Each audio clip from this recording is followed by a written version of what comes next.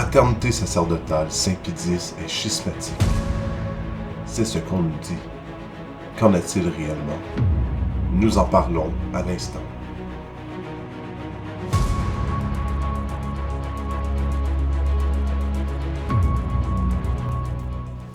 Le 2 février dernier, la fraternité sacerdotale Saint-Pédis a annoncé qu'elle allait consacrer de nouveaux évêques sans l'accord du pape.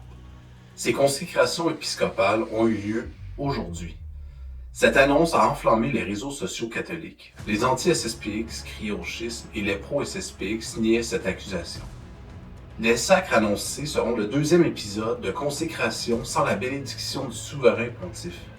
La première fois, ce fut en 1988. Monseigneur Lefebvre a consacré 4 évêques.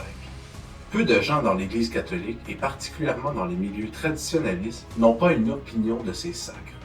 Pour les uns, la SSPX est schismatique, pour les autres, elle est légitime et justifiée. Ce que je veux démontrer par cette vidéo, c'est que la chose n'est pas simple. Nous savons que le cardinal Burke a affirmé publiquement que la SSPX est schismatique. Le cardinal Muller a également élevé la voix pour s'opposer à ces sacres d'évêques. Plusieurs autres, hommes d'église ou apologètes, se sont opposés à la SSPX. Mon but, par cette vidéo, est de présenter le camp pro-SSPX.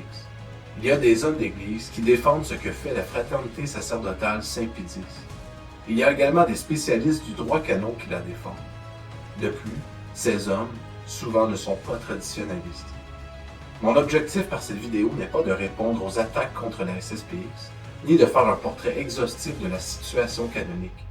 Ce n'est pas également de prendre position.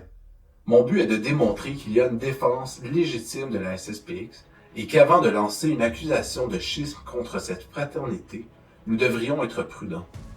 Les 2 premiers défenseurs de la SSPX que je vous présenterai sont des spécialistes du droit canon. Ils ne sont pas les seuls canonistes à avoir affirmé que la SSPX n'est pas schismatique, mais par souci de brièveté, je ne présenterai que ces 2-là. Ensuite, je terminerai en présentant 2 hommes d'église qui ont pris position en faveur de la SSPX.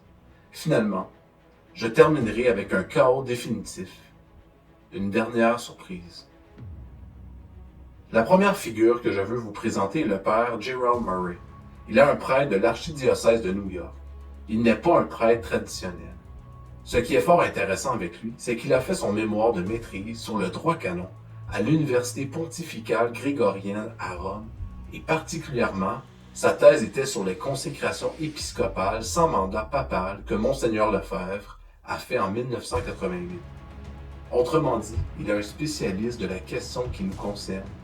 Et comme nous le verrons dans cette vidéo, souvent les plus connaissants de la SSPX lui sont favorables, ou au minimum, prudents avant de la juger. Autrement dit, souvent ceux qui ne connaissent pas bien la fraternité s'y opposent et ceux qui la connaissent mieux la supportent. Alors, le père Murray fait son mémoire sur la question des sacres de la SSPX sans mandat papal. Sa conclusion: les excommunications sont sérieusement douteuses.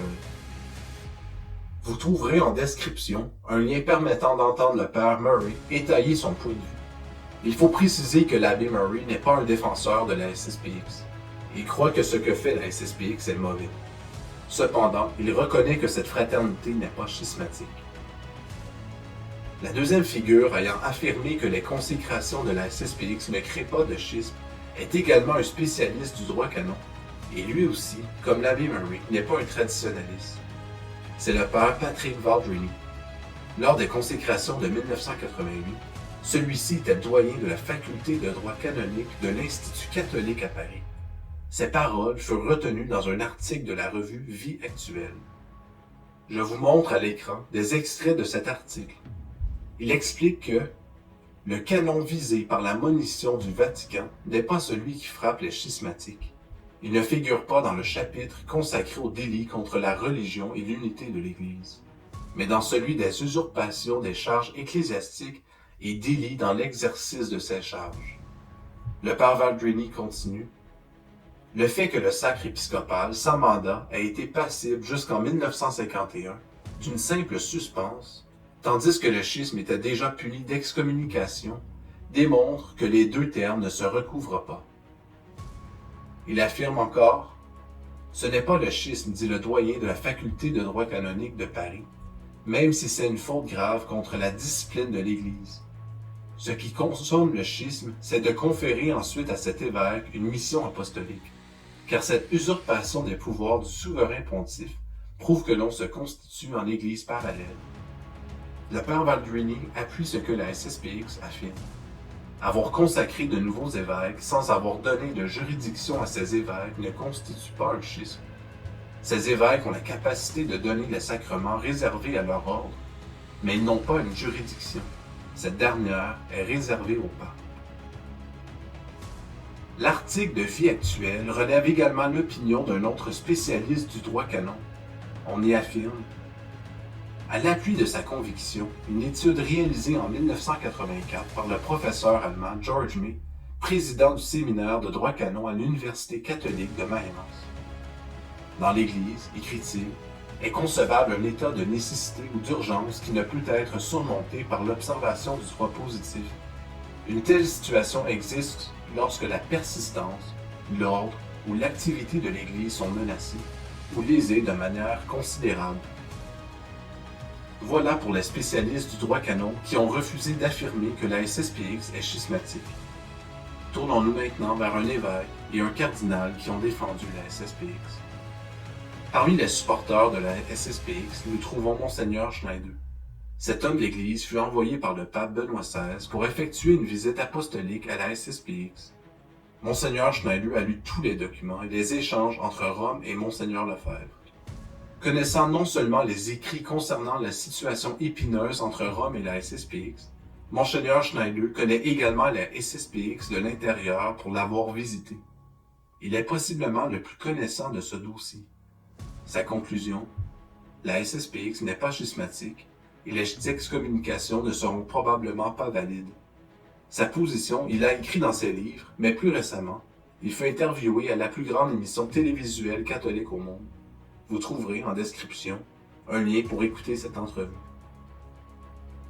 Lors de la visite apostolique de Monseigneur Schneider en 2013, il est accompagné du cardinal Wonder. En 2019, le pape François a accepté sa résignation et lui a donné la permission de prendre sa retraite au sein de la SSPX.